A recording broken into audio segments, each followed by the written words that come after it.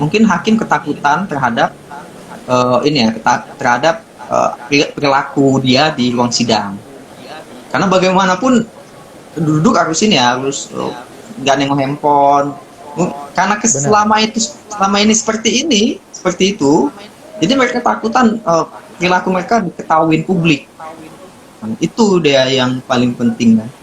Itu jadi sangat mencederain ya rasa yang bukan mencederain itu. Saya pikir itu bukan malah mencederain mencederain ruang sidang yang harusnya itu sebagai ranah pencari keadilan dan publik harus tahu, dipantau terus perilakunya di ruang sidang. Ya itu sebenarnya artinya mendukung wibawa pengadilan, bukan malah membatasin dan perilaku hakim itu sewenang-wenang.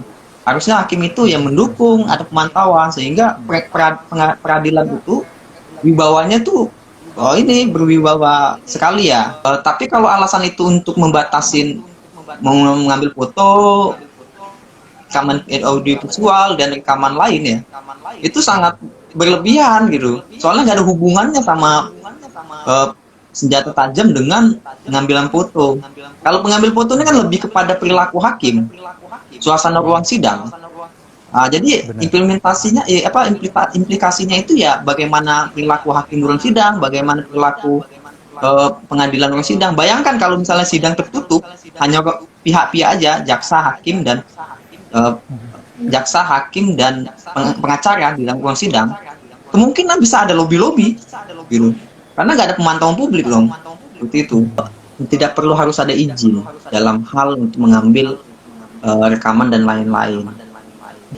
Dibatasin itu, jadi kita sulit melakukan pembelaan ketika itu. Jadi ini kayak melanggar hak-hak juga kan jadinya kan tibanya.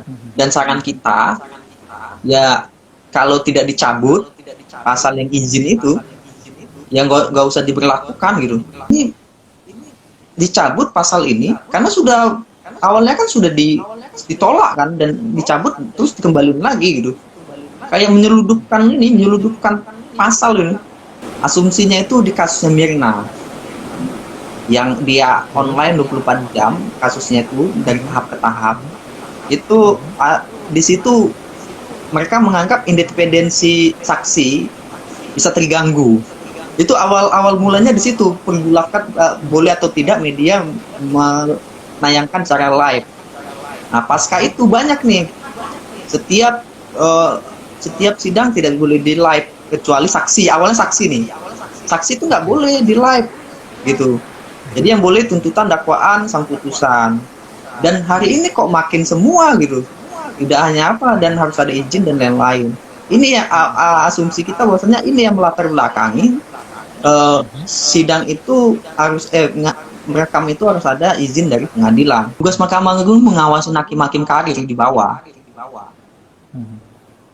Jangan sampai Mahkamah Agung itu tidak membuka, ya bagaimana Hakim Agung itu tahu anggotanya di bawah itu, hakim-hakim karir di bawah PN itu, apalagi di pelosok penjuru kabupaten itu, tidak ada pengawasan. Bagaimana Mahkamah Agung tahu itu ada kesalahan atau tidak?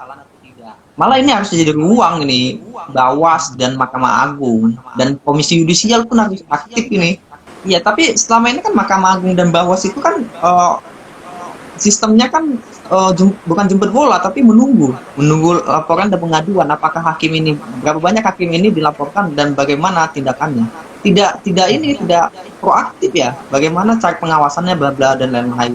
Atau ya itulah harusnya dia melihat itu juga sebagai sarana, bukannya menunggu laporan dari kita.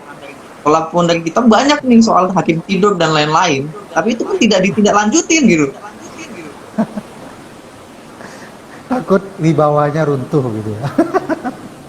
Iya, takutnya pengadilan kita bukan pengadilan yang dicita-citakan oleh pencari keadilan, bukan tempat mencari keadilan. Tapi tempat untuk menindas gitu. Menindas terdakwa dan lain-lain gitu. Tempat menumpuk perkara. Takutnya seperti itu jadinya. Iya, karena lelah gitu. Kadang gini, ada satu hari sidang itu selesai gitu. Aha. Bawas itu nggak akan Satu tahu hari seperti selesai. itu. Iya. Ada satu hari selesai gitu. Satu hari selesai ya dakwaan, tuntutan dan sampai putusan. Ada yang hari ini dakwaan, saksi, besok putusan gitu. Pertanyaan Itu kapan yang dia mengetik putusan itu? itu menjadikan membiasakan hakim-hakim lain ya, membiasakan hakim untuk tidak hati-hati memutus. Iya. Luar biasa ya. Ya, Siap. Oke. keadilan ini. Oke, udah berapa jam kita ngobrol ini, Bang? Jadi sebenarnya gimana? Masih banyak batasan. Eh, baru kasus yang terdengar kemarin ya, di beberapa pengadilan oke-oke aja. Nggak ada masalah. Kecuali rengat ya. Kecuali Rengat. Dia juga merasakan ya. Iya. Kalau pengadilan lain masih inilah, alhamdulillah masih baik, penerimaannya masih baik. Oke. Responnya juga baik gitu ya. Ya, Ya mudah-mudahan lah, kita berharap juga jangan sampai perma ini kalau bisa dicabut gitu ya, poin-poin pelarangan Ya. itu gitu.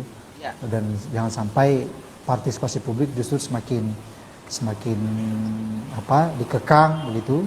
Karena seperti yang saya sampaikan tadi kan, partisipasi itu penting karena juga nanti Mahkamah Agung atau Bawas gitu atau Komisi 2 juga butuh bukti-bukti dari kita kan untuk laporan-laporan terkait kinerja hakim gitu.